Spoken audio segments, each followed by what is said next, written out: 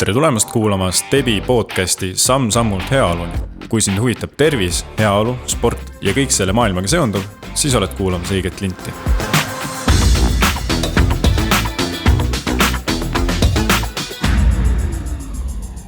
Tervitus, minu vastas istub üks ütlemata vingi nimega mees, teinegi Ott, esmakordselt siin, kes on sportlasena toonud meile näiteks Euroopa meistrivõistluste kulla, kuid kes praegugi on tegelikult täitsa Eestis spordimaastikul ikkagi olemas, juhendab, õpetab ja räägib ka palju motivatsioonist. Tere Ott Kiivikas. Ja, tere ka minu poolt ja tänud selle küllakutsu eest. Küsiks kõigepealt minu jaoks kõige olulisem küsimus ära, et kui mina nüüd 28-aastasena hästi palju trenni hakkan tegema, kas ma saan sama suureks ja tugevaks kui Ott Kiivikas? Või on juba liiga hilja? Noh, seda on raske öelda. No tänases kontekstis sellises vormis, nagu mina täna olen, selliseks sa saad päris kindlasti, kui sa tahad. Aga ütleme siis 10 aastat tagasi. Nagu ma võib-olla tõesti siin isegi viimasel võistlusaastal olin, sellest on nüüd saab ka 6 või 7 aastat tagasi. Noh, see on pigem nagu küsitav, et seda eeldab, tippsport eeldab ikkagi geneetilist teatud eeldust ja pikka pühendumist ja kõike seda, nii et ma ei oska niimoodi ka hinnangut üheselt anda, et ei, see on võimatu või et ma sain millegi enneolematuga hakkama. Ja samas nagu ma ei saa nagu ka teisest küljest öelda, et kuule jah, et see on enam-vähem igaühe jaoks nagu kättesaadav. Nii et see on selline, kuidas öelda, selline natuke Jüri Rataslik vastus, et selline diplomaatiline, et kui sa hakkad tegema. No, enne teada ei saa, kui ja ära enne teada ei saa, kui sa ei proovi, täpselt nii, aga lihtsalt varu aega, seda ma ütlen küll, et see ei ole nagu aasta ega kahe teema. No mõtlen veel selle peale. Aga Otil on palju ameteid tegelikult, et sa räägid paljudele motivatsioonist, sa oled personaaltreener, sa oled ka toitumis tegelikult nõustaja ja üleüldiselt võtad tegelikult palju sõna sporditeemadel, et milline sinu näiteks igapäev, ütleme neljapäev, milline sinu tavaline neljapäev üldse välja näeb? No eks ta natuke on varieeruv, aga üldjuhul ikkagi ta algab Sparta spordiklubis, kus ma annan personaaltreeningtunde. Suvi on kindlasti natuke rahulikum aeg, aga täna, kui me seda siin lindistame, siis tegelikult selline 5 personaaltrenni on tehtud, nii et ei saa öelda, et see nüüd täitsa selline tühipäev oli, aga ta hakkas võib-olla natukene hiljem. Mul algab tihti on see, et esimesed sellised kliendid on juba kella 7:30 aeg. Täna oli see, et ma hakkasin ikka 8:45, mis on juba selgelt hilja minu jaoks, nii et suvi on mõneti natukene selline hilisem ja edasi tegelikult sinna järgi oma trenn ja tegelikult tööpäev ongi põhimõtteliselt läbi ju. Et ütleme, on mingid päevad, kus ma peale nagu trennid andmise väga jõuagi ja siit, kui ma lähen koju, siis ma tõenäoliselt kodus midagi nüüd, kuna on suvine aeg, siis ma kindlasti midagi võib-olla võtan ette ja veel nikerdan, sest on vaja kuskilt pahteldada, kuskilt värvida, sellised suvised tegevused, mis peab enne siis sügist ära kindlasti tegema, nii et, aga on ka päevi, kus on võib-olla pool päeva kuskil arvutis, sügisesteks võistlusteks valmistun midagi ette, on päevi, kui hooaeg hakkab, kus ma olen tõenäoliselt mõne võib-olla koolituse täna juba teinud, eks ole, mõnes asutuses või ettevõttes, nii et need on täiesti varieeruvad ja isegi suvel on olnud päevi, kus neljapäeval on mingid suvepäevad, mida ma päevajuhina juhin. Nii et neid tegevusi või variatsioone on tegelikult päris mitmeid, kuidas see päev võib olla või veel näide, et on mõni välijõusaal kuskil, mida me oleme siin suve jooksul päris palju avanud, et ongi mingi demotreening õhtu kell 6 hakkame pihta, kui inimesed on tööpäeva lõpetanud ja teeme ühe järjekordse keha kummardajate pühakoja lahti, nii et variatsioone on erinevaid. Ja. Väga hästi öeldud. Aga see tähendab seda, et kell 7 hommikul saalis olemine juba ärkamine on sinu jaoks okei? Tead, ma olen sellega harjunud, see on eelkõige hea sõbra Tarmo Hõbe, kes on Rally Estonia üks peakorraldajad ja tõesti T1 juhib, et kuna tema päev on selline, mis hakkab hästi vara, siis Tarmo on tegelikult mind viimase 3 aasta ja rohkema jooksul juba harjutanud selle varajase tõusmisega, nii et siuke 5:30 üles tulla minu jaoks ei ole mingi küsimus nagu ka talvel, et ja tegelikult ma olen õppinud aru saama, et kui sa vara tõused, siis see päev on ikka inimesel ikka väga pikk tegelikult ja sinna päeva mahub ikka uskumatult palju tegevusi ja seal on isegi täpselt nii, et poole päeva pealt on sul põhimõtteliselt töö on tehtud, siis vaatad, mis ma selle teise päeva poolega veel hakkan, nii et sul on võimalus ka vahest, kui tahad magada, lähed magad tunnikese, tuled üles, hakkad uuesti toimetama, nii et see varajane tõusmine on tegelikult, nüüd ma saan aru ka, miks mingid inimesed jõuavad nagu päris palju teha, on see, et ikkagi tõesti tõustakse vara ja hakatakse kohe tegema ka mingeid asju. aga selline päev, nagu sa kirjeldasid või noh, ehk siis su päevad ongi väga varieeruvad. Kas see ongi sinu nii-öelda unistuste päev või sealt on veel midagi puudu? See on ikkagi, ma olen sellega täna rahul, et mul ongi need päevad erinevad, et kui ma oleks näiteks ainult treener hommikust õhtuni, ma ei tea, 7 tundi annad mingit trenne kellegile, noh väsid ära, ütlen ausalt, ega sa pärast ise ei vitsiga trenni teha. Sellel asjal ongi see, et sa lõpuks oled sellest keskkonnast lihtsalt nii väsinud, tuleb oma trenni, kui sa võistlussporti ka ei tee, siis on niuke, et kuule, tead midagi juhtu, kui ma ise täna ei tee. Aga pigem siuke 3-4 tundi annad trenne, teed ise jõuad teha, annad kellegile mingi koolituse või nagu öeldaksegi, oled arvutist, et mingid asju, see tasakaalustab selle päeva niimoodi ära, et sul on eri inimesed, eri keskkond, passiivsemaid, aktiivsemaid tegevusi. Et ma olen selles mõttes kindlasti tänase seisuga nagu rahul, mis võimalused mul nagu tööd teha on. Eeldan, see kõik annab energiat juurde, mitte just ei võtta ära. Jaa, see ongi täpselt nii, et see on täitsa, sa lähed mingist teise asja mõttega sisse, jõuad seal teha, paned selle asja kinni, see ammendab ennast täna ära, võtad mingi uue asja lahti. Toimetad seal, et mida mitmekesisem see on, seda huvitavam, tihti ongi nii, et vaata täitsa lõpp, et no hommikul hakkaski mingi 7:30 pihta, õhtu vahest nii, ma panen kell 11, panen arvuti kinni, et noh, nüüd aitab umbes mingid asjad, nüüd täna nagu aitab tööst ja tegelikult ega seal mingid pikke pause sees ei olnud, et noh, kas siis sõit ühes kohas teise või mingi pooletunnine lõuna või noh, mingi siuke paus on, aga no tegelikult see päev on ikka pikk, noh tegelikult sa vaatad, lööd tunnid kokku, vaatad täitsa lõppes mingi 12 tundi, tegelikult kogu aeg või rohkemgi 14 tundi oled vaheldu eduga midagi kogu aeg teinud nagu, nii et ja palju samme tuleb? Samme tuleb, saalis ikka tuleb tegelikult, mitte nüüd enneolematult palju võiks arvata, et kui sa treener oled ka ja meil on päris suur spordiklubi, kus ma ju liigun, noh ühest otsast teisi ikka tõmbad ja kogu aeg siis püsti, aga kui sa annad ju tundega, siis sa ei istu ise samal ajal. Aga tegelikult on huvitav see, et isegi kui sa 4-5 personaaltundi annan, ma vaatan siuke võib-olla 6000 sammu tuleb sealt kokku, et ega seal ei tule tegelikult liiga palju, et ütleme, kui sa nüüd läks koju, istud arvuti taha, noh, ega see 10 000 naljalt ei tule, aga kui sa teed juba mingi eraldi kas tunnise kõndimise tekitad juurde või sa teed juba mingi, mul on seal tennisetrenn mingi tund aega, noh, siis on see 10 000 on täis tavaline, see tuleb nagu päris lihtsalt kokku ilma nagu hullu pingutuseta nagu. Oled ka paar raamatut välja andnud ja üks neist räägib eriti motivatsioonist, et ja seal sa räägid tegelikult palju oma elu näidetel sellest või üldse oma elu näiteid, mis on sind motiveerinud. Aga mis see motivatsioon sinu jaoks justkui definitsioonina on või kas see on jõud, kas see on energia? Ta on ikkagi, kui ma seda ka koolitustel, ma teen ka selliseid ju motivatsioonialaseid koolitusi ja see raamat motivatsioon, noh, millest me alusel me täna seda ka räägime. Noh, kui ma olen proovinud lühidalt kokku võtta, siis ta on ikkagi, ütleme, liikuma panev jõud. Ehk kui motivatsiooni ei teki, siis ükskõik, kas see on füüsiline tegevus, vaimne tegevus või lihtsalt eluks hädavajalik tegevus, seda ei juhtu. Ehk motivatsioon käivitab mingi protsessi, eks ole, üldjuhul ta paneb liikuma midagi. Ja siis võib juba edasi mõelda, et on ta sisemine, on ta välimine, on ta tugev või vähem tugev, on ta hetkeline või pikaajaline. Noh, siis on juba defineerimise küsimus. Aga põhimõtteliselt jah, ta on liikuma panev jõud. Ja minu jaoks.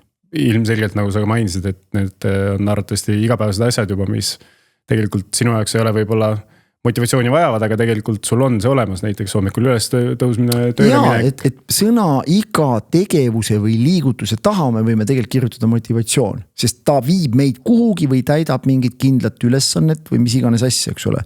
Aga lihtsalt me ei pruugi seda seosta, ma ei tea, tulin siia, motivatsioon, noh mul oli ka motivatsioon ju siia rääkima tulla mingil põhjusel, ma ei tea, valgustada inimesi, kui keegi sellest, ma ei tea, kas sai targemaks või ma ei tea, päeva lõpus ostab, ma ei tea, mu raamatu või ma ei tea, tellib koolituse.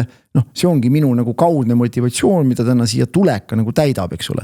Just kui avada ennast, anda mingit mõtet inimesele, mõnele inimese jaoks seal tõenäoliselt võib-olla ütleb ka, et kuule oota, ma ei olegi mingi asja peale nii osanud nagu mõelda või ma saingi Oti nagu jutust motivatsiooni, et ise hakata pingutama mingit oma eesmärkide nimel. Noh, jälle tuleb sõna motivatsioon siis, eks ole. Nii et seda alateadlikult on, aga me võib-olla iga päev, noh, ega mina ka ei teadvusta endale mingeid tegevusi, et seal on motivatsioon teha, aga noh, mida me võib-olla kuuleme rohkem, et mul ei ole motti, eks ole, noh.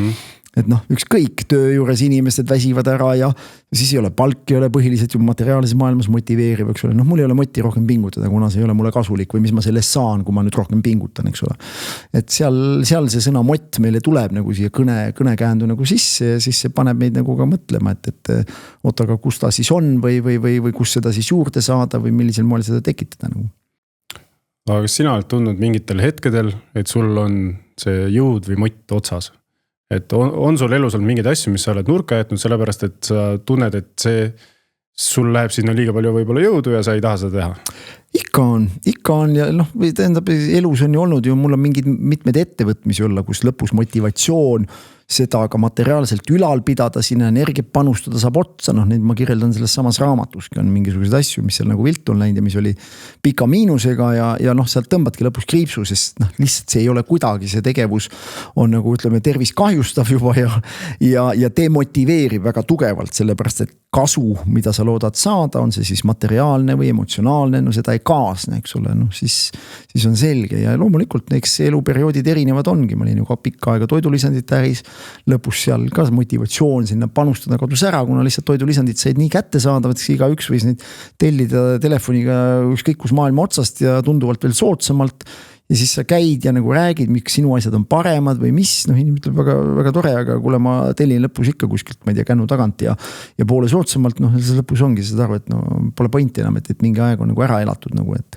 nii et igal pool ja noh, spordis saab ka lõpus saab motivatsioon saab ju otsa, et noh, kas ma veel pingutan, teen veel ühe MM-i või EM-i, kui sa oled neid nagu 40 tükki teinud, eks ole, noh lõpus saad ka aru, et nagu enamus asjad on saavutatud ja kas see vaev nii ajalises, rahalises ressursis, mida sinna alla paned, kas see täidab jällegi seda nii-öelda emotsiooni, mida sa sealt nagu vastu saad, eks ole, lõpus vaatad, et vist ei ole, lõpus ei ole vahet, kas see oli 20 korda Eesti absoluutne meister või 21, noh küsigi, mis vahe seal on. No ainult sina arvatavasti lõpuks praegu tead seda. Ainult mina ajasin ise mingid numbrid taga, et noh, ilus number saaks 20 täis, eks ole, noh tulingi 20-kordseks Eesti absoluutseks meistriks. Nii et noh, ega seal ei olegi, et lõpus sa argumenteerides jõuadki sinna, et see mott saabki nagu mingi hetk otsa ja mingid asjad, millest sa unistad, noh neid, kui sa täidad need, kas nüüd 100%, aga 95% täidad need ära, noh, siis sa tegelikult asi ammendabki, eks ole, see motivatsioon saab otsa sealt maalt ja sa otsidki elus, saadki aru, et elus on väga palju muid väljundeid veel ja siis sa hakkadki ennast seal rakendama ja leidma uut nagu mingit käivitust üles, et no mis see täna on, mis see täna käivitab ja mis täna teha tahan ja kellega koos ma midagi teha tahan ja mis elu ma üldse nagu tahan enda ümber või elada, noh, see on ka siuke filosoofiline juba küsimus, aga noh, iga inimese peas ju need mõtted ju täpselt samamoodi, ma kujutan ette, et käivad nagu. Aga mis sind spordis motiveeris? Kas paljudel sportlastel on see, et see kuld, ükskõik mis siis kõige suurem võistlus on, tegelikult tahaks selle kätte saada. Kas sul oli ka see, et kulda ja karda või sul oli mingi muu sisemine motivatsioon?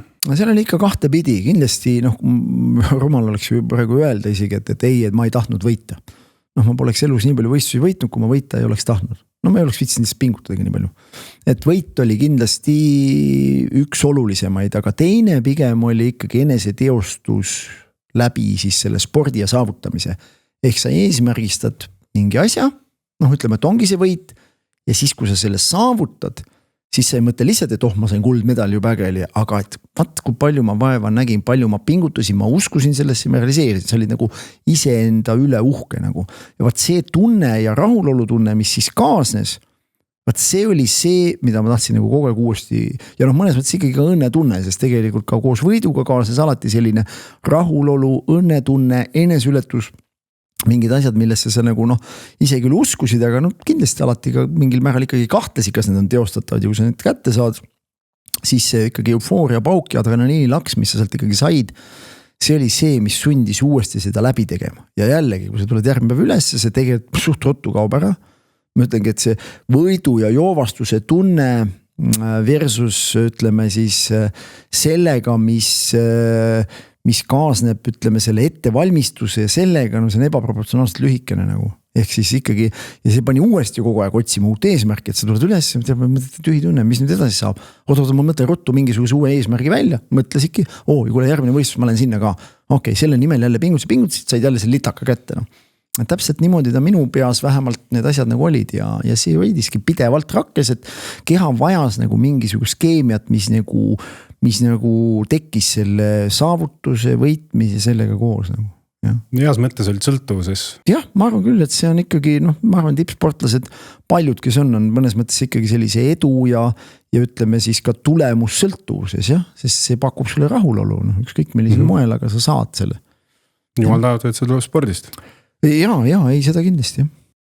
Aga ehk on sulle anda nõu hoopis inimesele, kes sinul oli aastaid pikk kestnud treeningprotsessi sisuliselt kõik see.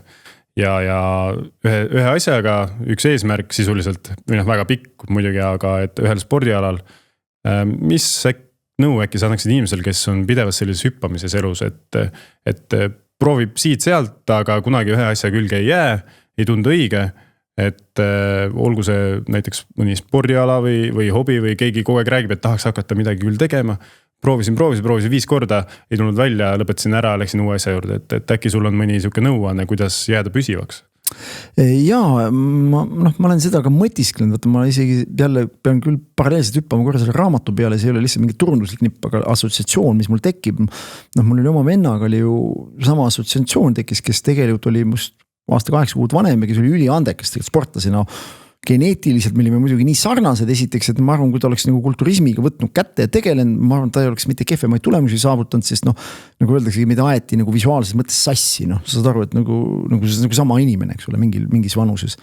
Ja lihased allusid samamoodi suhteliselt lihtsalt nagu treeningule nagu. Aga ma olen mõtlenud hiljem ja vahet ei ole, kas ta mängis korvpallikoondises, käsipalli Eesti koondises, ükskõik mis vahendi kätte andsid, ta tegi raudselt paremini kui mina. Ka tol hetkel. Ja ma mõtlesin, et huvitav küll, et miks ta siis nagu tippsporti ei läinud, et kõik ju tegelikult eeldus oli ju samamoodi olemas, aga seal oligi üks väga oluline asi oli see, et ta ei püsinud liiga pikalt ühe asja küljes nagu. Et kogu aeg tuli nagu, et mingi asi ammendas ära ja ta ei leidnud, kas kuidagi ometi ta tegi seda hästi, aga ta ei leidnud sihukest nagu edasist väljundit või kaugemat perspektiivi. Ja hüppas järgmise asja peale, tegi seda ka hästi, suhteliselt ruttu saavutas edu. Ja siis see ammendas jälle nagu, ja siis võttis see kolmanda asja, eks ole. Aga minu pool oli see, et ma nagu keskendusin, muidugi ma ka otsisin enne, kui ma kulturismi juurde jõudsin, ma jõudsin ju tegelikult tulla 3 erineval alal Eesti meistriks enne seda. Ehk mis näitas ka seda, et ega ma olin ka päris andekas eri aladel, aga nüüd teks küsimus, miks siis kulturism, eks ole. Ja ma ei kujuta ette, et ma oleks võib-olla jõu tõstmises võib-olla oleks võinud äkki saavutada ka samasuguseid tulemusi. Ma vaatan täna ju jõutõstjad meie ümber ja kes on samamoodi tiitlivõistlusel väga palju medaleid nagu saanud. Aga ma ei kujuta ette, et ma täna korvpallis oleks, Eesti korvpalli ajalugu me teame, meeskonnaga plus keeruline midagi saada ja käsipalliga sama lugu, et sa võid võib-olla kuskil liigasse jõuda või isiklikul tasemel mingit, ütleme, klubikarjääri teha, aga koondisega 10 tiitlivõistluse medalit, pole ette näidata kuskilt otsast, eks ole. Sina vastutad ainult oma tulemust. Ja siis ma saingi aru, et kuna ma olin nii maksimalist nagu spordis ja ma olin valmis nagu panustama rohkem kui võib-olla mõni koondise kaaslane, siis ma sain juba esiteks aru, et ma tegin kiire selle et miks me kaotame mängu, kui mingi vend tuli siia ei viitsin täna pingutada. Vaata, ma nägin seda meeskonna mängus tihti, kus sa ise annad maksimaalselt rohkem, kui sa võib-olla peaks andma ja ikka kaotad mängu, saad aru. Ja siis ma sain aru, et järelikult mul ikkagi sobib individuaalala, ma pean leidma mingi ala, mida ma teen. Ja siis, kuna me lihtsalt oli juba siuke visioonipildis ka juba noore poisina oli olemas, et ma tahtsin nagu lihasid endale nagu. Ja siis tõmbas ühe rohkem jõusali ja muidugi ma ei osanud võib-olla kohe ette näha, milliseks need tulemused, aga kui ma hakkasin nagu mõtlema ja visualiseerima, siis ma panin väga selged ju eesmärgid. Ma olin 15-aastane kutt, kui ma ütlesin, ma tahan saada Mister Olümpiaks ja ma tahan saada Mister Universumiks. 15-aastane võib-olla. Selgelt juba ühe ala juures viisin ennast kurssi, mis võistlused seal on üldse, mis väljund seal on. Siis ma tahan saada maailma tipuks seal, eks ole. Enne seda, kui ma olin võistlenud kulturismis. Mis on selles mõttes ka tegelikult nagu ambitsioonikas asi, et sa julged juba mõelda nii palju suurelt nagu. Tihti on see, et võid ju mõelda küll, et okei, ma hakkan selle tegelema, aga tundub ebareaalne, et minust tuleb olümpiavõitja või minust tuleb nagu maailmameister või sa juba ei usu endasse, eks ole, aga ma ei tea, kust minul see enesekindlus nagu sisse tuli, aga ma olin nagu veendunud, kui ma selle asja nüüd ikka käsile võtan, siis need asjad on nagu tehtavad, hiljem näiteks, et ma tulingi amatöör olümpia võitsin ja Mister Universumil olin 3, eks ole, päeva lõpus, et Mister Universumiks ei tulnud, aga 2 meest jäid ettepoole, väga väga lähedal paaril asjale, mille ma viitsin 15 aastat välja kirjutada, eks ole sinna.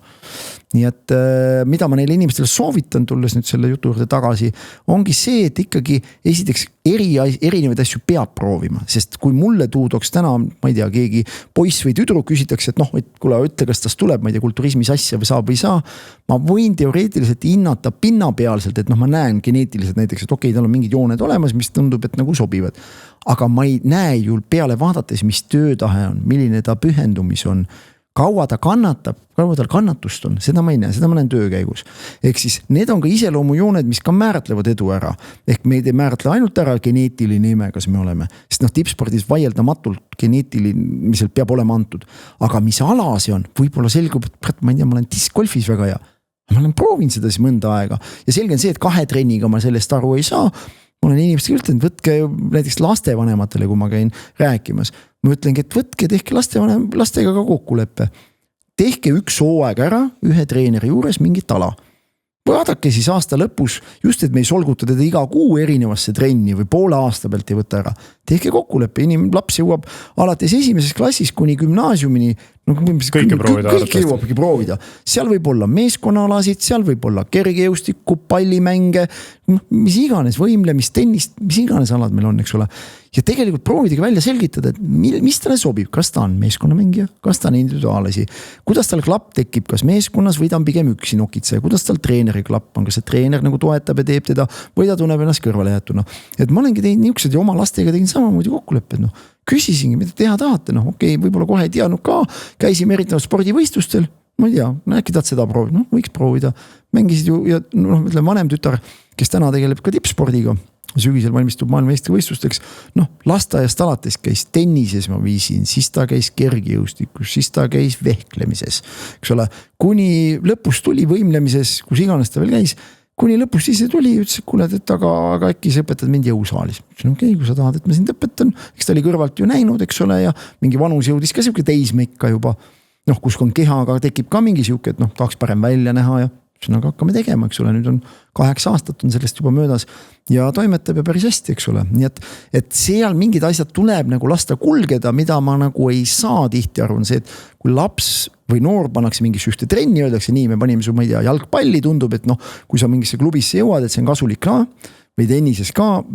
et siis nüüd sa pead seal käima, kuni, ma ei tea, gümnaasiumi lõpuni, sa ei tohi pooleli jätta. Ma ei taha seal võib-olla käia. Ehk siis jällegi, et nagu rääkida lapsevanemad, lapsed, treeneritega suhelda ja proovida siis nagu leida ja ma ütlen algul kindlasti lihtsalt proovida erinevaid alasid. Just kõik, mille proovime võib tegelikult eelduseks olla lõpuks. Et sul tekib mingi oskus, motoorika ja see ma hiljem näite, ma hakkasin tennist mängima 3-4 aastat tagasi. Mis tennisirikete kätte hakkasin lööma, järsku läksid kuhugi treeneri juurde kaasa, ütleme, kuule, et sa õpid nagu 2 korda kiiremini kui võib-olla keskmine inimene, kes sinu vanusest tuleb ja hakkab tennist õppima, ma ei tea, 45-selt hakkab sul tennist õppima, mõtlesin, et aga ma mängisin lihtsalt käsipalli ja korvpalli noortena, et sul on jalgade töö, koordinatsioon, mingi pallitunnetus, eks ole küll mitte tennispalli, aga igal juhul sul on juba mingi eelis nagu. Nii et see eelis võib tulla välja hoopis vanemas eas, isegi kui sa tahad harrastussporti teha, mida laiem see baas on, võin täna lauatennisi reketi võtta kätte, võin minna lööma, täitsa normaalselt nagu mängida. Saad kõigega hakkama. Jaa, siis sa oled lihtsalt kossulaagris, lihtsalt muud teha ei olnud, mängisid pinks, eks ole, sama lugu, et aga kas sul on tunne, et sa oled kuskil või oleks võinud kuskil natukene veel rohkem pingutada, et kas sul on nagu jäänud midagi tegemata? Kas motivatsiooni pärast just, aga just nagu spordis ütleme? Tead, ma ütlen, et ma arvan, et ma pingutasin liiga palju. Niimoodi arvan, jah. See on ka võimalik, jah? See on ka variant, et sa tegelikult tegid üle nagu, mul on isegi tunne, et võib-olla kui ma oleks vähem teinud, ma oleks veel parem. Kuigi iga sellega kaasnes mingis mõttes uuel levelile jõudmine, aga ma täna vaatan tagasi ja proovin hinnata, kui palju täna minu enda treenitavad treenivad. Ma isegi julgeks kellegile ette kirjutada sellist treeningmahtu. Oleks olnud targem ikkagi. Ma täna mõtlen, et ja ega minu treenerid ei kirjutanud mulle ka sellist asja ette. Ma ise peas panin sinna põhimõtteliselt topelt otsa, mis mulle ette kirjutati. ehk siis ma olin ikkagi natuke, ütleme jäärapäine, kui ma nüüd tagasi nagu vaatan, ma olin pigem jäärapäine ja mul oli ikkagi veendumus see, et kui sa rohkem alla paned, siis sa vastu nagu saad nagu. Ja nüüd elukogemuse ja tarkusega ma näen, et tõenäoliselt ikka ma kõrvetasin ennast nii mentaalselt mingi hetk üle, kui ka ikkagi nagu füüsiliselt mingilt maalt see rohkem treenimine ei anna lihtsalt paremat tulemust, et ma oleks saanud vähemalt samaväärse tulemuse, ma arvan natukene, mitte natuke, päris palju lihtsamate, väiksemate liigutustega. No karjääri lõpus ma seda juba sain, kus ma põhimõtteliselt treenisin poole vähem. Ja siis tulid tulemused. Ei, no jah, see oli enam iga kord, kus kohal läksid, oli nagu medal, noh, seal ei olnud nagu küsimus. Elu õpetab. Ja nii on, jah. Aga spordis sa enne mainisid ka, et oled 3-kordne justkui meister erinevatel aladel. Noortes sa tõid ka enne venna näiteks, et käsipalli ja korvpalli mängisite koos ka või sina said eraldi meistriks ei, me olime ikka samas tiimis ka, sellepärast meil oli küll väike vanusevahe aasta 8 kuud, aga ma tihti käisingi vanusekäik vanematega nagu mängimas, nii et ka Kossus tänane Gaudentese kooli direktor Priit Ilver oli samas satsis keskmängija, nii et tegelikult see oli 76 vanusrühm, meil oli 77 sünniaastaga, nii et seal vahest mängisin 76-7 koos ja siis olin 77-78 nii-öelda, noh kuidas see siis juhtus oli vanusrühma järgi. Nii et sul on tegelikult hästi palju nagu sellist baasi, aga selles mõttes, et sul on hästi palju tulemusi erinevatelt spordialastelt ette näidata piltlikult. Aga mis on sinu enda jaoks selline meeldejäävam saavutus?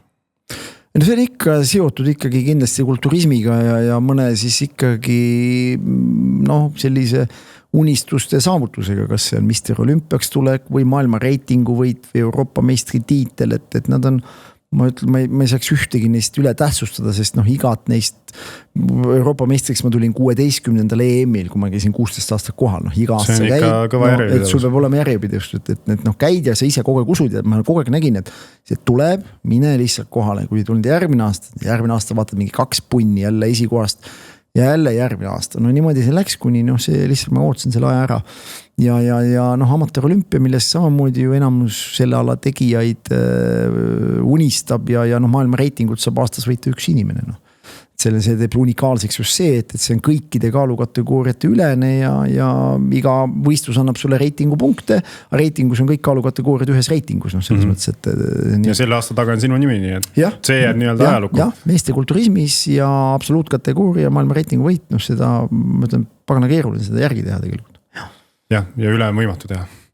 Ja üle on seda keeruline teha, sellepärast, et see ongi see tipp, mida sa amatöörspordis saad seal nagu kätte saada. Ehk siis said tipu kätte. Aga kuulsin podcastis rääkisid, et kuidas sa siis alustasid, et tõesti panid oma sihukese visuaalse eesmärgi. Sul olid mingid eeskujud justkui, isegi kui sa võib-olla nii-öelda ei teadnud, kes nad on, siis vähemalt piltide pealt nägid, sa tahtsid ka sama suuri lihaseid endale. Et oled sa nende meestega tagantjärele kokku ka puutunud või oled sa Arnold Schwarzeneggeriga nii-öelda lava jaganud ükskõik mis olukorras? Jaa, ma ikkagi olen nende inimestega kokku puutunud ja mehed, ma toon seda ka oma nende, ütleme, eneseusu ja motivatsioonikoolitustel näitena, ma räägingi, et kui ma ostsin plakati, kleepisin sellest seina peale, täiesti suvalise mehe plakati, eks ole, ma olin tollal 11-aastane Kossu poiss ja kleepisin õpilaspiletist, lõiksin pea välja, panin selle mehe pea asemele siis oma pea, et visualiseerida lihtsalt, et kui mul lihased oleks, milline ma välja näeks nagu. Ja läks 10 aastat mööda, ma selle sama mehega, kellega ma siis nagu, kelle keha otsa ma oma pea kleepisin, kohtusin võistlustel lava peal ja ma võitsin seda meest siis lava peal võisteldes. Tema oli siis juba 45 umbes, mina olin siis juunior 21 aastane, 20 aastat oli vanuse vahe kindlasti. Ja jällegi see oli kuidas saab siuke asi juhtuda tegelikult või tegelikult suhteliselt ajuvaba kokku sattumus, eks ole. Või Schwarzeneggeriga, kelle lugusid ma ju lugesin atleediajakirjast, me ju surusime kätt, meil on koos ka pilt tehtud lava peal, kui ma käisin tema nimelisel võistlusel, ma olen seal 2 korda teise koha saavutanud ja ta tuligi võistluspeate tegini, tuli lava peale ja siis suruski kõigil kätt ja kõik tulid ühe pildi peale ka tehti nagu koondpilt nagu. Nii et need on nagu tehtud, et jah, vahelduva eduga või Toren Jets näiteks, kes oli 6-kordne Mr. Olympia, see on nagu, ma ei tea, tennises enam nagu siukene, ma ei tea, Rafael Nadal umbes siukse tasemega, ütleme, Federer on nagu siis umbes siis nagu Schwarzenegger, ütleme, aga Jets on ka üks siuke legendaarsemaid kujusid. Päeva lõpus ma lugesin, vaatasin, okei, siuke vend on olemas, siin kõige vend maailmas, noh, see käis mul 2 korda kodus külas, eks ole, siin Tallinnas, noh. Et selles mõttes on huvitav, et mingid asjad, mis mingil hetkel toimuvad, tunduvad nagu noh, võimatud või uskumatud, et ma ei tea. Aga eks see on ikkagi tulnud ka läbi selle, et sa oled seadnud neid eeskujudeks ja ma olengi seadnud ja ma olen unistanud ka nendega ju kohtuda, noh lõpus küsidki, aga mis imesin, et nad sul toas istusid, kui siirdusid tahtsidki nende inimestega kohtuda, täpselt nii oligi, noh. See ongi see lisatulemus siis peale võistlustulemusele. Ja, lihtsalt oligi kuhu elu on siin viinud tänu tööle justkui. Just. Ja jumal tahate, et sul selline töö siis oli. Kuid nüüd tippsport on läinud. Mis on sinu järgmine selline eesmärk spordis või kas sul on või on sul huvi, ma ei tea, rulatamine ära õppida või teha midagi sellist teistsugust, milleni sa veel võib-olla lihtsalt varem ei saanud või ei jõudnud? Ei, no eks ikka mingid uued mõtted ja väljakutsed on, no kindlasti ma arvan, et see tennis on üks siuke vahva hobi nagu. Esiteks ta on siuke päris intelligentne nagu mäng, seltskonnamäng pakub täpselt sellist emotsiooni, mida noh, võib-olla tavaline jõusaalis käimine nagu ei paku. Mäng pakub, noh, kui sa lähed ja täna on sellised pullid seltskonna tennise turniirid ka, et lähed kohale, paned nime kirja, noh, tuuakse sulle kohe paariline kõrvale, 2 vastu ka veel. Paaris veel mäng on selline selles mõttes lihtsam, et ta oli füüsiliselt nii raske ja tegelikult õpid nagu ka hästi lugema inimesi, õpid nagu toime tulema siis erineva tehnikaga, mida sulle siis vastu mängitakse. Ja selles mõttes nagu kindlasti ma ise näen, et ütleme nii, et mida ma võib-olla ei riski täna enam teha või ma ei ole liiga julge, et nagu ütlesid, kas rulatada või lapsena ma rulatasin. Samamoodi täna on midagi teha ja rulaga väga hästi sõita. No. Täna prooviks peale minna, noh pigem juba kardaks nagu kokkuda, ütlen ausalt. Aga et pigem jah, hoida ennast vormis, see on nagu eesmärk ja kui pakutakse mõni noh, selline ütle mitte liiga riskialdis uus ala selgeks õppida, no siis ma olen ikka avatud sellele nagu, et ja täna ma võtangi seda, et noh, mida mitmekülgsem see kehaline aktiivsus ja tegevus on, noh seda nagu mitmekesisem ta on, seda huvitavam ta on ja seda jätkusuutlikum ta on tegelikult. Nii et ma olen selles mõttes avatud uutele väljakutsetele ja põhiline lihtsalt kogu aeg midagi teha, nagu see on põhiline. Aga nüüd ongi see koht, et tervislik inimene. Mina ütleks, et sa tundud jutu järgi füüsiliselt pealevaates meeletult tervislik. Sa tead tegelikult hästi palju ka toidust. Et kas toitumine ja trenn, kas üks on A ja teine on B või need käivad nii käsikäes, et ilma ühe teiseta ei saa tervislikuks või kuidas sina seda maailma näed? Ma näen teda ikkagi jah, kooskõlas või harmoonias, sest noh, sealt võib kahtepidi vaadata nagu, et me võime nagu lõhkuda trenni teha, aga tegelikult kui me toitumises muudatusi sisse ei vii, me ei pruugi saavutada soovitud noh, ütleme siis visuaalset vormi, mida me tahame saada. No eriti tänapäeval, kui inimesed tulevad, ju valdavas osas inimesed tulevad pigem nagu kehakalu langetama mu juurde sinna jõusaaliga. Noh, ma võin inimeselt panna 5 korda nädalas teda tegema, noh, mingid muudatused toimuvad, aga noh, ta ei pruugi tegelikult mitte 1 kilo maha võtta, kui ta toitumist ei korrigeeri, eks ole. Samal ajal jälle ma võin võtta ainult toitumise reguleerimisega väga kenasti kaalust alla, ilma et ma trennis isegi käiks. Aga see ei asenda seda, et see sportlik vorm sealt alt välja tuleb. Ehk see vajab omakorda kehalist aktiivsust, mida passiivsem ma olen laua taga, eks ole, seda rohkem annan tegelikult võimalusega lihastelt tegelikult taanduda. Noh, koos vanusega eriti, eks ole.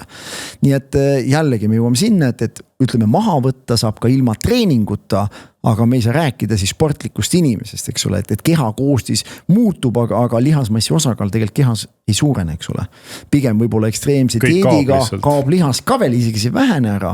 Nii et jällegi, kus otsast sa vaatad, nii et ma pigem alati näen, et me peaks nagu mõlemit, et ärge võtke ühtega keskenduge ühele asjale, vaid alati see, et trenni võib-olla ei pea ka nii palju tegema, kui ma teen mõõdukalt treeningut, mõõdukalt ka, mitte ekstreemselt jälgin toitumist, siis see tasakaal tegelikult määratleb pika jooksu ära. Mida ekstreemsem see meetod on, seda lühimaajaliseks eksperiment kujuneb. Nii et jällegi, ta on hästi selline nagu, kui liigud rohkem, palun saad süüa ka see päev rohkem. Kui on teine päev on liikumine väiksem, järelikult peab olema söödava energia hulk ka täiksem. Ta on tegelikult ju hästi lihtne ja selge ja loogiline jutt, aga tihti on see, et see lihtne loogiline jutt inimesel nagu kohale ei jõua, nagu et inimene on see, kas ta teeb ekstreemselt palju, hakkab sporti tegema, lõpetab söömise ära. Tegi küsimus loogikaga, et enne istus laua taga, põhimõtteliselt pidasid iga päev sünnipäeva, eks ole, lubasid endale ükskõik mida, nüüd sa hakkad liigutama, tegelikult sa võiks ju ka süüa vabamalt, kuna sa kulutad, eks ole. inimene loobub toidust siis, eks ole, ja keha jooksebki lukku, ta jookseb stressi ja tegelikult seda tulemust, mida inimene tahab näha, seda ei tule, sest see on risti vastu tegelikult, see on, ei ole teaduspõhine ega füsioloogiale tuginedes, vaid see on lihtsalt umbes tegemine, eks ole, nii et pigem otsida ja mida ma inimestele pähe või need meetodid, mida ma siis koolitustele inimestele istutan pähe või ka personaalse nõustamise, mida ma ka pakun igapäevaselt, ongi sellised tegelikult nii lihtsad nõuanded, te küsime, kuidas need saavad toimida, aga rutiin ja selline järjepidevus määratleb selle ära. Meid ei aita seda, kui me tegime, ma tegin 2 kuud ja ma võtsin 6 kilo maha ja ekstreemselt käisin 6 korda nädalas tegemas, mis on okei, aga vaatame, kas aasta lõpuni ka käid või. Selgub, et inimene kaob ära, seal järgmise 2 kuud ei käi, 6 kilo on tagasi, veel lisaks 3 otsa, eks ole, sportlikus vormist pole juttugi. Jälle, need meid ei aita, me ei saa nagu 3 asja ette ära teha, süüa, magada ja treenida. Need on jällegi, et kui nädal aega inimene trennis ei käi, sellest juhtu mitte midagi. Kusjuures ongi ka füsioloogilised võimid kohe langema, kui ma nüüd 2 päeva trennis ei käin. Nädal aega, põhimõtteliselt 1 trenni mõju on nädal aega. Aga see tähendabki seda, et vähemalt nädalas korra ma peaks igal juhul ükskõik mida tegema, et seda kas või olemasolevat nagu säilitada, eks ole. Kui ma tahan juba edasi liikuda, siis ma ei saa järelikult ka nädalat võib-olla vahel, et peaks sagedamini käima. Aga sa näed päevas tegelikult isegi suhtled kümnete inimestega, kes tegelikult, neil on mingi eesmärk, täpselt selline tervislik eesmärk, kuhu nad tahavad püüelda. Kas meie praegu tänasel päeval teeme midagi selle puhul nagu midagi kardinaalselt valesti ka või on nagu mingi üks asi on inimestel tavaliselt mõtteis valesti, mis nagu tegelikult ei aita neile kaasa? Mõneti võib-olla siin juba selles eelmises jutus tegelikult kirjeldasin ka neid variante, mis nagu tekivad, et tullakse ja tahatakse ruttu saada ja kohe saada. Inimene on kärsitu nagu ja tegelikult ükskõik, kas sa tahad nüüd kehakaalu tõsta, mul tihti ka tuuakse väga noori, kes on peenikesed saledad pigem või mõni kossumis ongi 206 on pikk, 60, ma ei tea, 8 kilo, nagu seal on peab mingi 30 kilo lihased peale saada.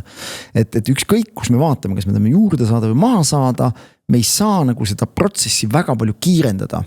Isegi kaalu langusega me ei saa seda kiirendada. Kui ma selgitan ära aja perspektiivi ja ma suudan panna selle väga selgelt treenerina mingisse perspektiivi, okei, sa tahad, ma ei tea, 10 kilo maha, 10 kilo rasva põletamiseks on sul vaja selline aeg. See tsükkel võib seal käia mõni kuu natuke kiiremini, mõni kuu aeglasemini, aga laias laastus on see mingi ette antud kuude arv, millega me saame seda saavutama, näiteks ütleme 5 kuud. 5 kuuga 10 kilo pekki ära põletada pole küsimus. Tahad 10 kilo saada lihaseid juurde, ütlen hästi, see on siukene vähemalt aasta, 1,5 projekt ja tehtav. Aga see tähendab seda, et seal on iga kuu, iga nädal kindlad tegevused, mis on vaja ära teha. Ja et ütleme, see kiire kaob sealt tagant ära, lihtsalt see on see ajaperiood, kas sa nüüd aktsepteerid seda ja istutad selle sellise plaanina enda pähe, siis sa saad aru, et see tegelikult midagi väga hullu tegema ei pea. Lihtsalt ootama see 10 kuud, 12 kuud või mis iganes aeg ära ja tegema kindlaid tegevusi, eks ole. Nii et see on võib-olla see, et inimesed tulevad ja nad ei suuda nagu eesmärgistada ajaliselt neid asju ära. Ta tuleb, okei, ma hakkan tegema, eeldusel, et siis mingid asjad hakkavad juhtuma ja kui need ei juhtu nii ruttu, nagu inimene siis peas ette kujutab, siis see läheb nagu selle minapildiga vastuollu nagu, et ta käin, aga midagi nagu väga ei juhtu, kaal maha ei tule, umbes ma käin siis, lõpuks võin ju sama targalt kodus edasi istuda. Just, räägitakse, et harjumuse tekkimiseks ju ajaliselt läheb väga kaua. Et kui sa iga päev ühte asja teed, siis tegelikult see harjumus võib tekkida sul 2-3 kuuga, mõnel mine see tea pool aastat, et jah. Ehk siis äkki üks nipp inimestele, et kes tulevad sinu jutule või kellegi teise jutule, et siis varuge aega, kui te tahate muutusi näha. Seda niikuinii ja teine asi ka see, et see treeningus saadav kasu ja treening tekiks nagu vajadus treeningu järgi, ega see ei teki 1 nädala ega 2 nädalaga. Sest kui mul jääb juba, ma toongi mingi nädal vahele trenni, sellised perioodi on sees olnud, siis mul hakkab sisemiselt rahutus tekib, mul on halb olla, sest ma saan aru, et see toonus, mis isegi mõningane selline lihasvalu kuskilt on alati midagi annab tunda. Seda ei ole ja sa tunned, et midagi on puudu, nagu et see toonus läheb välja, tekib siuke lodevus, tuleb peale, et selleni jõuda, sa pead nagu mingid tunnid ära kannatama algul, et see tekiks, et pagan, mul on just siis, et kui ma jään istuma, mul on halb olla. Ja võt see on see level, mis pärast siin traibib sul terve järgmise elu nagu. Aga see on selline vaja jõuda. Ja. See on nagu lülitit, ei saa edasi tagasi klustada. Jah, ja olemegi jõudnud tegelikult lõpuossa, et küsin su käest paar lihtsamat küsimust, sina vastad lihtsalt, tuleb ühe sõnaga, tuleb lausega, lühikesed küsimused, vastused. Esimene muidugi selline filosoofiline, mida ma pean kõigilt lihtsalt küsima. et kuna Stebi on ka hästi heaoluga seotud, et mis on sinu jaoks heaolu? Ma proovin seda kirjeldada mitte ühe lausega, aga sellel on nagu mitu tahku nagu. Kindlasti üks on selline füüsiline ja kehaline tunne, et ongi siuke jõudlust ja on võhma ja siukest reipust ja kõike seda, mis seondub mingisuguse kehalise olekuga. Ja teine pool on seotud siis sellise emotsionaalse olekuga, et mingi rahulolu tunne, mingi harmoonia, mis ümber on, eks ole, mingi tasakaal. Ehk siis need ongi kokku siis see kooslus, mis peaks andma selle mingi turvatunne, kas sees, kas majanduslikult, kas lähedaste osas. Ehk siis jällegi ma vaatan, et selle kogu perspektiivi või sellise terviku tekkimiseks peaks olema need kõik asjad nagu paigas nagu. Kindlasti ma julgen öelda, et pidevalt ka kuskilt midagi nagu logiseb, aga kui ma vaatan täna enda seda harmoonia pilti, ma olen sellega ikkagi päris rahul juba nagu. Ma ei taha öelda, et see nüüd on lagi ja millest ei ole võimalik edasi minna. Kindlasti on võimalik sellele mingi uus pööre peale teha, mille nimel ma täna ka pingutan ja ikkagi oma mingisuguseid neid samu tegevusi, millest me juba rääkisime, teeme. Aga ma arvan, et enamus inimesi, nooremad inimesed paratamatult, nad otsivadki pigem eelkõige majanduslikku mingit ühte väljundit vaata. Ja tegelikult tõenäoliselt ka elukogenud inimesi, kui selle majandusliku väljundi saavutad mingi taseme, mingi esimese rahulolu ongi mingi oma korter või maja juba ja ongi juba naine ja lapsed juba, siis tegelikult see asi muutub nagu tavaliseks. Inimene harjub kõigega. Ja vaat siis on küsimus, et mis sind drive'ib nagu edasi? Saad aru, vaat siis paljudel tekibki see tühjus, et kõik on nagu justkui käes, et ongi, nüüd on siis nagu pension on järgmine, tiksun nüüd ära, ootan, kui lapsed saavad suureks. Aga häirima juba see tunne. Jaa, et küsimus ongi, et millised on need väljakutsed, mida sa leiad, kui selline esimene tasand on saavutatud, mis on see järgmine, mis asi see siis on, eks ole. Ja tegelikult ma olen ju erinevatel ajaperioodidel pidanud ise neid lävendid ka läbi käima, eks ole, mingi esimene korter, kõik selle nimel tead, et seda oleks, tore, aga lõpus on see tavaline. Alles oli nagu vau, mõtled, et see tühjas toas nagu äge, lõpuks on see sul seal, ma ei tea, möbleeritud tehtud nagu tavaline, eks ole, istud ja ei lähe nagu pulss ülesse selle peale, eks ole. Siis kogu aeg otsid, eks ole. Mõte sellest oli palju võimsam, eks ole, ja see rahulolu või see kõik asjad, mis meile tunduvad nagu siuksed unistuste asjad, see on ikka ulme, kui ruttu inimese jaoks muutuvad need täiesti tavalisteks asjadeks, nagu oleks need eluaeg sul olnud, eks ole. Vahet ei ole, see võib olla väga vingi auto, sõidad alguses niisugune, paned passi, püks liigub, sõidad 2 nädalat ringi, tavaline auto, oled sinna, täpselt tunnen nagu eluaeg oleks üks ringi. Unistasid 20 aastat. Unistasid 20 aastat, eks ole. See ongi veider, et see inimloomus, kuhu ma jõuan, on nii haige selles mõttes, et ta nagu kogu aeg tahab rohkem saada. Vahet ei ole, kui palju sul on, sa tahad kogu aeg saada rohkem. Ja nüüd ongi küsimus, et mis sind nagu täidab, kas sind täidavad ainult materiaalsed mingid asjad või sind täidab see kooslus, eks ole, et ma pean nagu kõik asjadega tegelema. Sest vaata sul lõpus, kurb on see, kui sul on lõpus mingid asjad, aga sa tunned inimestest kõrval puudu, eks ole, või suhetest puudu või lastest puudu. Ja vaata kõige olulisem ongi, kui sa saavutad sellise vaimset tasakaalu, kus sa kogu aeg proovid pigem seda tervikpilti hoida, et okei, materiaalne level on okei, sa ei pea ahneks minema, siia ei ole vaja nagu kuhjata, ma ei tea midagi rohkem. Las see olla, kui sa seda suudad hoida, elad sa keskmisest inimesest paremini juba. Vaata, lastega mingid suhted, kontakt, kui palju sa nendeks olemas oled, see on hea, hoia seda, eks ole, isegi kui on, ma ei tea, kaasad vahetunud või asjad, omavahel jälle mingi kärkperekaadjad, et seal püsiks mingi tasakaal ja pluss on mingid hobid, mingid enesearengu asjad, et mida ma loen, kuidas ma tahaks areneda, mida ma tahaks loengute käigus inimestele rohkem pakkuda, milliseid teadmisi. Nad tahavad ära, mõtlen, vau, kuule, kuulasin seda vendu, ma sain nagu täitsa mingi uue mõtte vaata. Ehk siis mida vanemaks ma saan, seda rohkem ma pigem otsingi siukest asja, et see täidab nagu, et ma saaks ise rohkem anda ja emotsionaalses mõttes ka anda, mitte ainult materiaalses mõttes toetada lähedasi, sest nad lõuavad ka mingile tasemele ja ma ütlengi, aga nüüd saad ise hakkama ja ongi torena. Aga sa oled neid nagu õpetanud, kuidas nagu saada ise hakkama ja kui sa seda saad, siis on ka see õnnetunne, et kuule, mulle tundub, et ma olen neid nagu hästi saanud nagu suunata nagu. Nii et ma arvan, et see on üks asi, mida ma ei tea, kas iga inimene peaks tegema, aga inimesed võiks selle peale nagu mõelda, et kuidas saavutada see tasakaal ja kui see tunne on äge, kui sa nagu mõtled, mul on nendega suhted hästi, seal on hästi, tööga on hästi, hobid on hästi, kaasaga on hästi, lastega on hästi, ma ei tea, tervisega ka on hästi, siis mis saada tahad rohkem. on ju tegelikult. See ongi heaolu. Ja, aga isegi, et seda hoida, sa pead nagu teadvustama, seal ongi kõige pullim on see, et inimesed tihti ei teadvusta, kui hästi neil on. Ma tihti istun kodus, vaatan taevasse ja mõtlen, et paga, mul on ikka vedanud, et mul on ikka väga hästi nagu.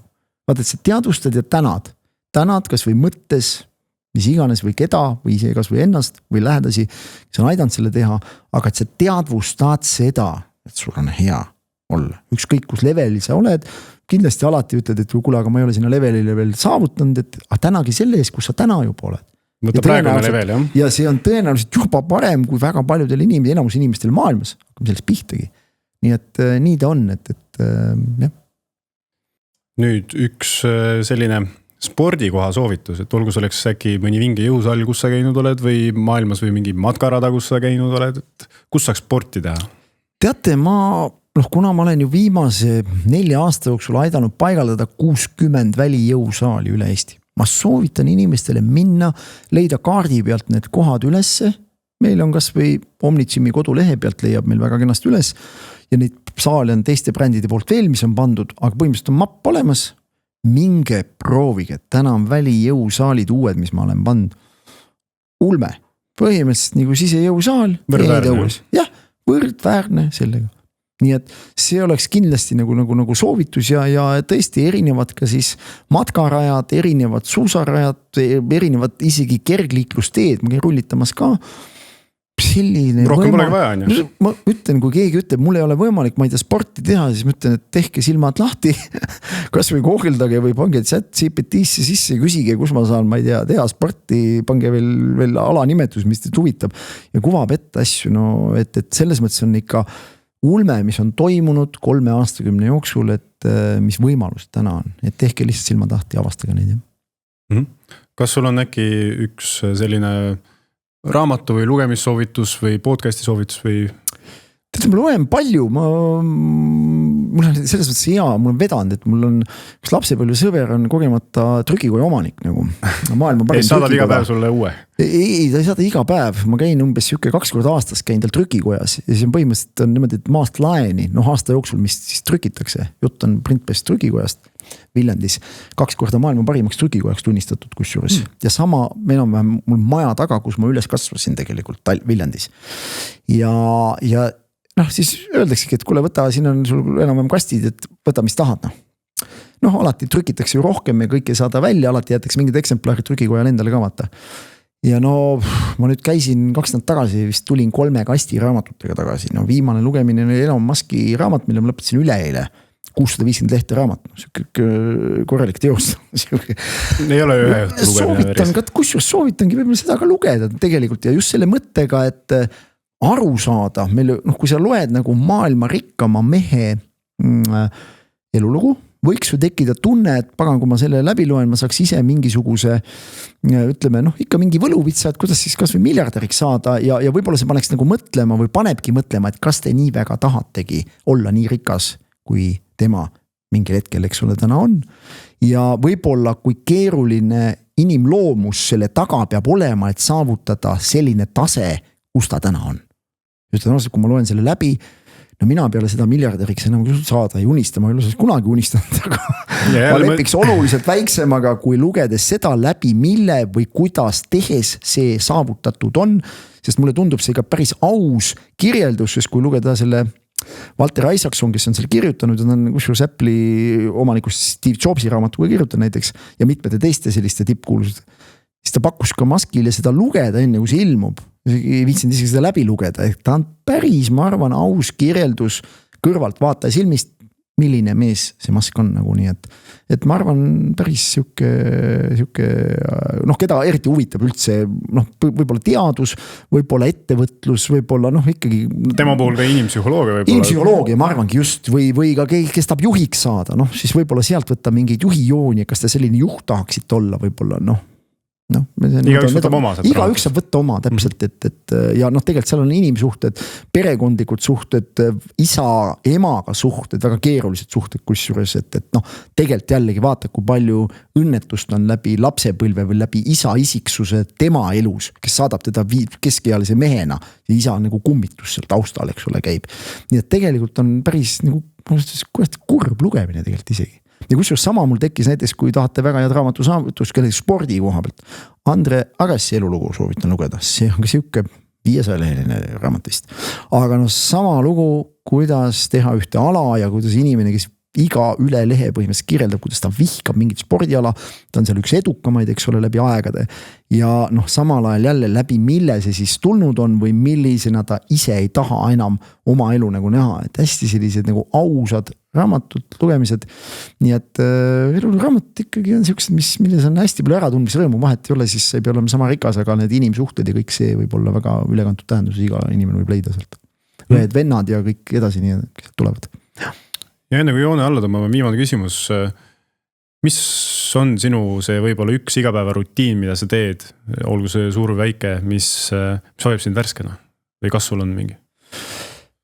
Ma ikkagi hommikusöök, ma arvan, on siuke, noh, ilma milleta ikka päev ei hakka, vahet ei ole, siis see võib olla, ma ei tea, 2 tundi varem või hiljem, aga noh, ei ole nii, et ma tulen üles ja ma ei söö või ma ei hommiku kohvi.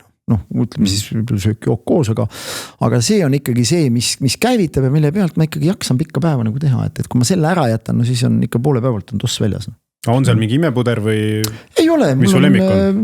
Tegelikult ma söön 5 päeval nädalas, ma ei tea miks, aga ma söön tatraputru, tead. Tatraelbed, ütleme, ta ei ole paks tatar, aga tatraelbed, kaasa midagi ostab ja talle see väga meeldib ja kusjuures veider on see, sa sööd 5 päeval rutiinselt, ma ei tee ju tippsporti. Teed seda putru ja paned sinna maapähkli või ja isegi valgupulbert tänase päevani panen sinna sisse natuke, et oleks ta tuleb ikka tummisem siuke. Muahkoore jogurtid sinna peale ja mingid aiast hommiku käin, korja mussustret sinna peale. No ongi, ma räägin ja silm põleb, mõtled, et mis see oli, aga lihtsalt kui sa sööd, noh, ongi ma ju tihti söön hommiku kell 6, kuskil ma söön siis, kui 5.30 tõuseb 6 sööd hommikust, noh tihti mul peab 12 kõht püsima, et ma saaks lõunal üldse minna. Ütled nii, et kui ma muud ei olegi. Ja see ongi see, et tavaliselt kui on mingil põhjusel, ma ei tea, on ime läbi juhtunud, ma ei tea, kas, no ma ütlen, et on läinud kas mingi aeg kokku lepitud valesti või mida juhtub harva, aga no lihtsalt, et sa jooksed välja, no 10 on kõht nii tühi, sa ei saa keskenduda enam tööle, sul on juba halb olla, juba sind häirib, eks ole, nii et väga lihtne nagu nõu on, hakkake hommikusöögiga pihta nagu. Ja hommikusöök on selles mõttes ka, mida ma toitumisloengutel alati räägin, on see, et hommikul sa võid põhimõtteliselt süüa ükskõik mida, ükskõik kui palju, no selle sa kulutad iga jooksul, päeval jooksul ära. Nii et see on ka hea mõte, mida siit nagu kaasa võtta, et me ei pea alati nii detailselt vaatama, aga noh, hommik annab andeks, õhtu ei anna. Ja. Just, täiskoguga raske magama minna. Raske, no kahjuks on see, et sa võid olla ka päevotsa kaalu langetamise mõttes väga tubli, aga kui sa õhtu murdud, siis ma ütlen ausalt, sellest päevasest tublidusest ei jää mitte midagi järgi, kahjuks, nii on. Super, võtame selle kaasa. Mina olen Ott ja minuga oli teine Ott Kivikas, aitäh ja sind leiab Instagramist. Ja mind leiab, kes tahab Instagramis jälgida, ma tegelikult päris palju ikkagi ütleme vanaisa kohta, ma olen päris väga aktiivne. Ma postitan, ma teen ja ma jagan oma kõiki neid tegevusi ja tihti teen ka mingisuguseid õpetlikke riilse, vahet ei ole, kas ma terrassi värvin, seal ei ole alati nagu mingid promoklipid, mis on küll ka koostööklipid ka, kuna ma olen natuke siuke vanaisa influencer ka, et kui on mingid asjalikud koostööpakkumised, siis loomulikult alati võib nendega ka tulla, ma alati vähemalt kuulan ära ja tegelikult ka koolituste koduleht otikoolitused.ee on ka siuke kus keegi mõtleb, et kuule, ma ei tea, ta võiks tulla meie koolitust võib-olla läbi viima kuhugi või ma tahan personaalselt mingit toitumiskava või trennikava, neid ma ju teen ka või personaalseid nõustamisi, nii et mind leiab ka läbi selle, nii et igal juhul ma olen päris kättesaadav ja kui ma kohe ei vasta, siis mul on ikkagi see komme, et ma proovin inimesel viisakalt vastata, isegi kui ma teda aidata ei saa, proovin ikka kirjutada, kuule, et jah. Ja minge lugege Oti raamatud ka. Jah, seda ka kindlasti, need on väärt lugemised, targalt toitumise, treenimise käsiraamat ja motivatsioon, 2 asja, mis on raamatulettidel olemas ja koolituse kodulehe pealt saab ka väga kenasti tellida. Lähme otsime üles ja lähme loeme. Just, suured tänud, aitäh teile võimalusest.